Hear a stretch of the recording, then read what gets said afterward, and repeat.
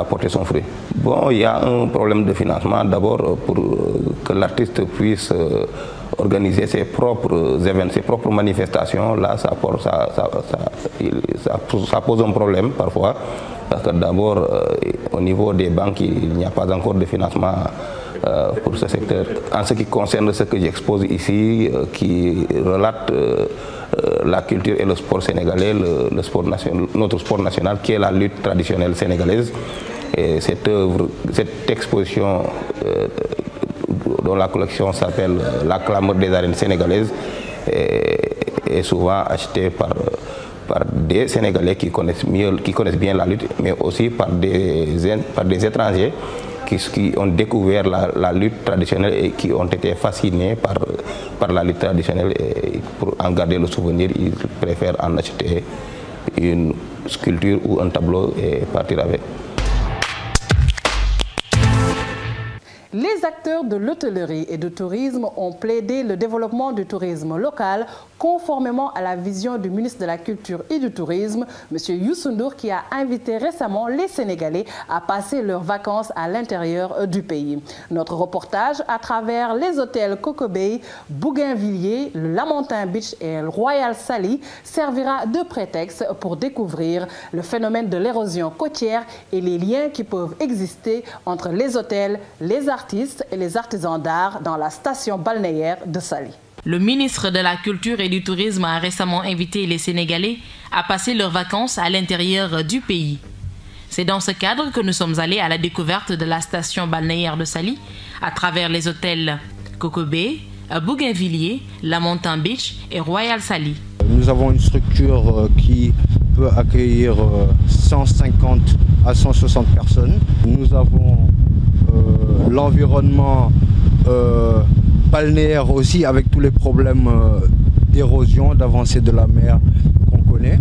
Je vous ai montré tout à l'heure la digue qui a été construite sur la façade maritime, n'est-ce pas, qui en tout cas a pour effet un peu d'essayer de nous protéger des marées hautes. Il y a beaucoup d'hôtels, même s'ils ne disparaissent pas au jour d'aujourd'hui, qui subissent énormément de dommages. Il y a même des bâtiments qui tombent. Hier, on m'a fait part justement d'une structure à côté qui commence à perdre des cases. Hein. Les cases tombent, malheureusement, parce que justement, la mer avance à un rythme accéléré, mais aussi parce que les gens n'ont pas pris des précautions avant de construire. Je travaille particulièrement avec le marché local parce que je suis convaincu que pour pouvoir se vendre, même à l'international, c'est localement qu'il faut se développer. Hein? Moi, je suis indépendant, je suis hors circuit des tours opérateurs, qui est un choix stratégique. Et depuis donc que je suis venu pour gérer cette structure, je travaille avec le marché local, ce à travers l'organisation de séminaires, à travers des camps de vacances, des colonies de vacances qu'on organise chaque année. Et à cet effet, je voudrais vous dire que depuis un mois, dans le cadre de la relance amorcée par le ministre de la Culture et du Tourisme, M. Youssou Ndour, qui est en tout cas porteur de beaucoup d'espoir, nous avons décidé de faire une réduction de 50% aux nationaux résidents. Et donc pour la modique somme de 10 600 francs par personne sur une base double, on peut avoir une chambre simple.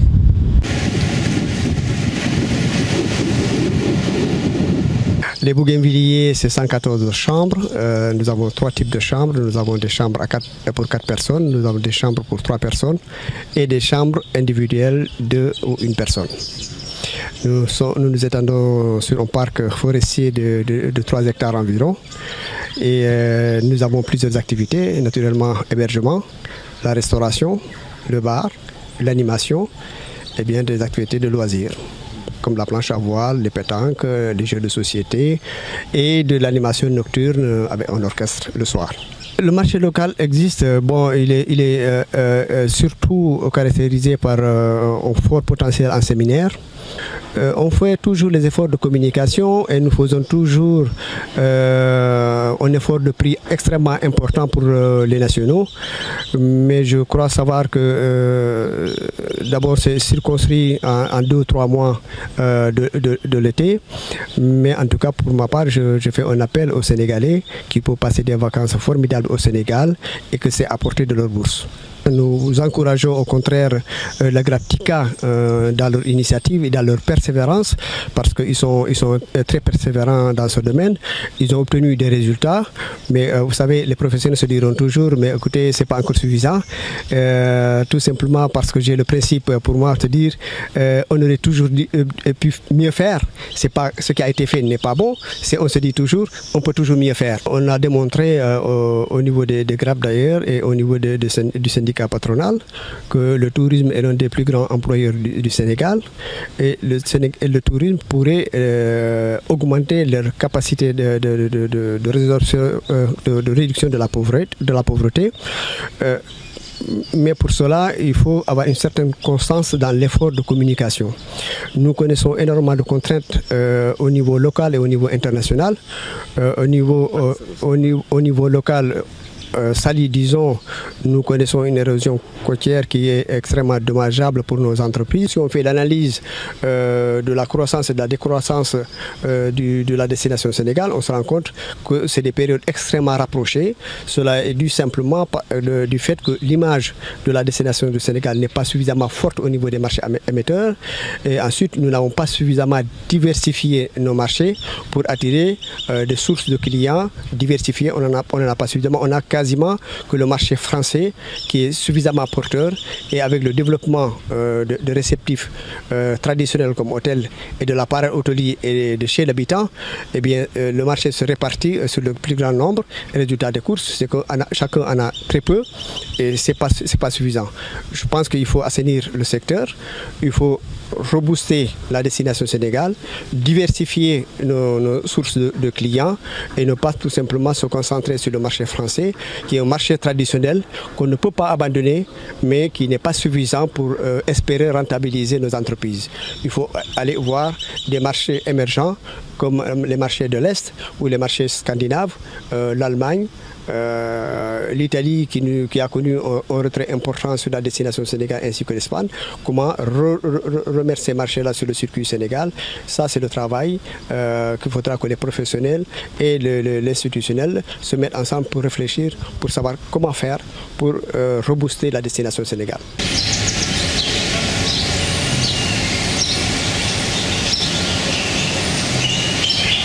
On est à l'hôtel Lamentin Beach qui se situe à la sortie de Saly, entre Saly et Ngaparou. On est un hôtel de 146 chambres, mais qui reste un hôtel dans un concept de village africain, en respectant un peu la culture, en respectant l'environnement et en utilisant bien sûr des matériaux du pays. Vous voyez derrière les briques en latérite, les toits en paille, alors bien sûr qui recouvrent du béton par mesure de sécurité. On a une piscine lagon de 450 m² qui est chauffée en hiver. On a une activité de spa avec une thalassoénergie. On vend de l'hydrothérapie, de la balnéothérapie, des soins du corps, des soins du visage. On est aussi spécialiste en pêche au gros.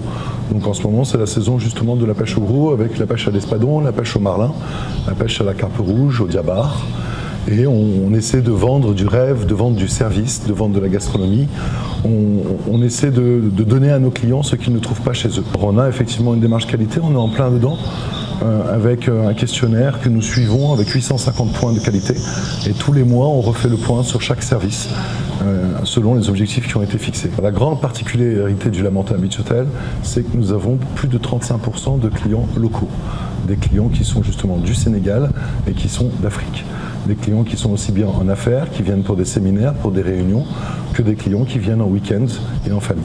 Et justement, par rapport à ça, nous avons sorti il y a à peu près 3 semaines une stratégie de prix bas pour la clientèle locale pour permettre aux gens de venir découvrir notre hôtel. Et les gens qui choisissent de prendre 4 nuits ou plus bénéficient d'une remise allant jusqu'à 50% sur le tarif public. La deuxième clientèle est belge, alors que normalement c'est une clientèle française, mais là chez nous, donc les Sénégalais sont nos premiers clients et juste derrière ce sont les Belges et en troisième position viennent les Français. La culture, c'est l'image d'un pays, c'est l'authenticité d'un pays, ça se voit à travers un côté artisanal mais aussi à côté dans un côté musical, dans un côté artistique. Et je crois que si on arrive à mélanger le tout, effectivement, on donne encore plus de raisons à nos touristes de venir au Sénégal. On ne vient pas au Sénégal que pour du soleil, que pour une plage. On vient aussi découvrir une culture, changer de vision des choses et découvrir ce qui se fait autre part dans le monde. Nous, on est dans une politique de tourisme durable.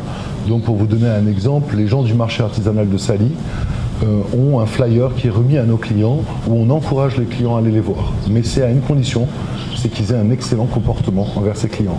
Alors soit ils ont un très bon comportement et on continue à communiquer sur le marché artisanal, on continue aussi à les inviter gracieusement à venir exposer le mercredi soir, soit ils ont un mauvais comportement et là ils ont des cartons jaunes ou des cartons rouges, exactement comme dans un terrain de foot.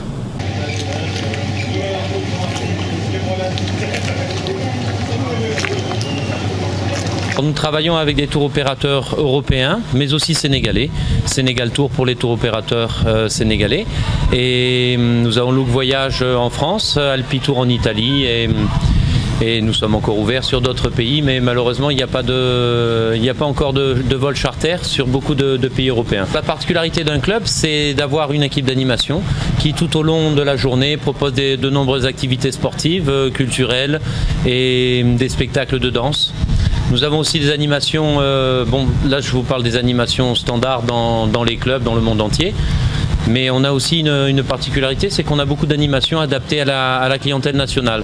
Donc par exemple, demain nous aurons un sabar, nous aurons des sketchs en Wolof, nous aurons un très bon orchestre pour les danseurs de Yuza. L'hôtel est particulièrement adapté pour les familles. On a déjà des chambres en duplex, c'est-à-dire c'est une chambre sur 2 étages avec une chambre par exemple pour les enfants en haut et la chambre pour les parents en bas. Donc les parents ont toujours les enfants savent ce qu'ils font, mais ça leur permet d'avoir leur intimité pendant le week-end. Au niveau de l'animation, nous avons aussi un mini-club, c'est-à-dire nous proposons beaucoup d'activités aux enfants qui sont pris en charge, ce qui permet aux parents de profiter pleinement de leurs vacances, de se reposer. Les enfants viennent le matin de 9h30 à 12h30, donc on fait des activités manuelles ou des activités sportives. Le matin, on essaie d'aller à la plage et l'après-midi, on fait des activités manuelles parce qu'il fait trop chaud. À partir de midi, il fait trop chaud au Sénégal, donc du coup, on leur fait des activités manuelles. On a une offre pour les résidents et qui est déjà plus avantageuse au niveau tarif. Et d'autre part, nous avons un produit particulièrement adapté, comme je vous le disais, avec l'animation. Même au niveau de la cuisine, c'est une bonne partie de notre activité. Autant pour la clientèle de vacanciers nationaux que pour les entreprises qui viennent faire ce qu'on appelle des VSD, c'est-à-dire qui viennent toute l'entreprise.